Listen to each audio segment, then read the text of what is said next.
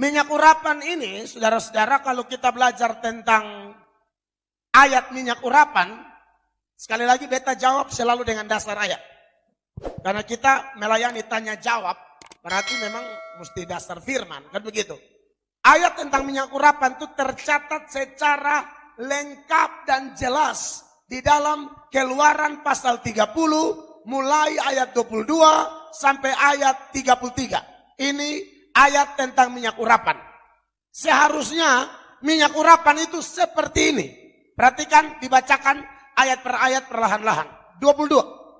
Berfirmanlah Tuhan kepada Musa, ambillah rempah-rempah pilihan, mur tetesan 500 sikal, dan kayu manis yang harum setengah dari itu, yakni 250 sikal, dan tebu yang baik 250 sikal.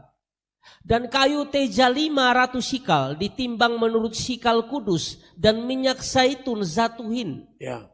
Haruslah kau buat semuanya itu menjadi minyak urapan yang kudus, suatu campuran rempah-rempah yang dicampur dengan cermat seperti buatan seorang tukang campur rempah-rempah. Itulah yang harus menjadi minyak urapan yang kudus. Sampai di situ. Opa, jadi untuk bikin minyak urapan, saya itu harus tunggu firman Allah. Opa.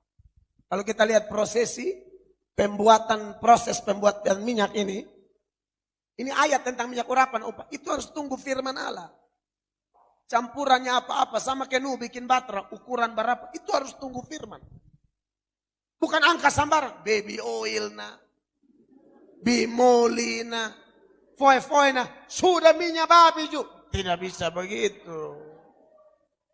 Ya, jadi yang pertama yang saya tekankan, Opa, minyak urapan itu, detail-detailnya, tunggu firman omong apa, bukan karang-karang sendiri. Mari kita lanjut lagi, 26. Haruslah engkau mengurapi dengan itu kemah pertemuan dan tabut hukum. Ya, sampai di situ Opa. Itu fungsinya untuk urapi kemah pertemuan dan tabut hukum. Dan beberapa perabot atau perkakas lagi. Lanjut. Meja dengan segala perkakasnya, kandil dengan perkakasnya, dan mesbah pembakaran ukupan. Jadi minyak urapan itu fungsi dulu Opa. Dalam ritual ibadah di bait Allah itu untuk mengurapi barang-barang itu. Ya. Kemudian barang-barang itu apa lagi? Mesbah korban bakaran dengan segala perkakasnya, bejana pembasuhan dengan alasnya. Terus 29. Haruslah kau kuduskan semuanya sehingga menjadi maha kudus. Setiap orang yang kena kepadanya akan menjadi kudus. Nah, itu barang-barang yang pertama Opa ya.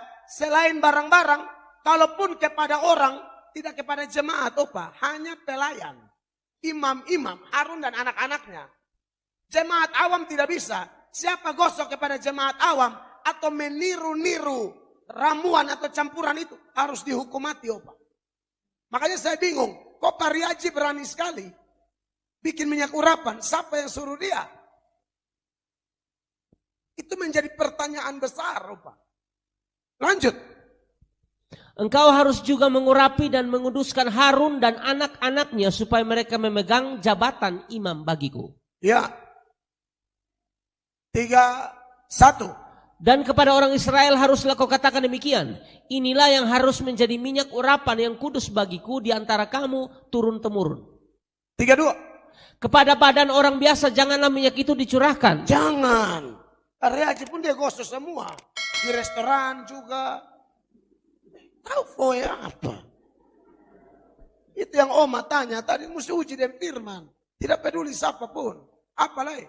Dan janganlah kau buat minyak yang semacam itu dengan memakai campuran itu juga. Itulah minyak yang kudus dan haruslah itu kudus bagimu. Perhatikan ini ayat ya. Dan janganlah kau buat minyak yang semacam itu lagi. Berani sekarang orang buat-buat. Baru dicampur aneh-aneh di peminyak. Tawon.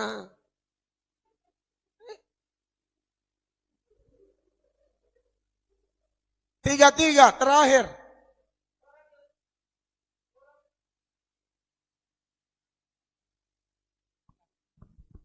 Orang yang mencampur rempah-rempah menjadi minyak yang semacam itu atau yang membubuhnya pada badan orang awam haruslah dilenyapkan dari antara bangsanya. Tuhan bilang harus bunuh bikin mati. Ya, lenyapkan. Jangan coba-coba bikin yang kayak begitu lagi, opa. Apalagi gak usah di jemaat biasa punya badan, tidak boleh. Dia hanya berfungsi beberapa perkakas yang disebutkan tadi. Kalau manusia cuma imam. Itu hal pertama. Yang berikut, pertanyaan berikut. Pertanyaannya, apakah minyak urapan itu masih berlaku sampai sekarang? Jawabannya, tidak lagi, Om. Apa dasarnya? Yesus mati di Golgota ada 3 fenomena besar. Gempa bumi, orang-orang mati bangkit, dan yang ketiga, tabir Allah, terbelah dari atas ke bawah. Tabir itu fungsinya apa? Memisahkan umat dengan Tuhan. Hanya diwakilkan oleh imam besar yang masuk 1 tahun 1 kali. Dan menurut tradisi, karena ruang itu maha suci, imam besar kakinya harus diikat. Karena kalau dia disambar mati oleh Tuhan atau malaikat, gara-gara dia berdosa, orang tidak boleh masuk. Harus tarik keluar. Itu tabir. Tapi waktu Yesus mati di Golgota, Matius mencatat, tabir itu robeknya dari atas ke bawah. Siapa yang robek? Kalau atas ke bawah, Tuhan yang robek. Pada waktu Tuhan merobek tabir itu sebagai tanda bahwa prinsip-prinsip keimaman, segala hal yang berkaitan dengan hukum Taurat.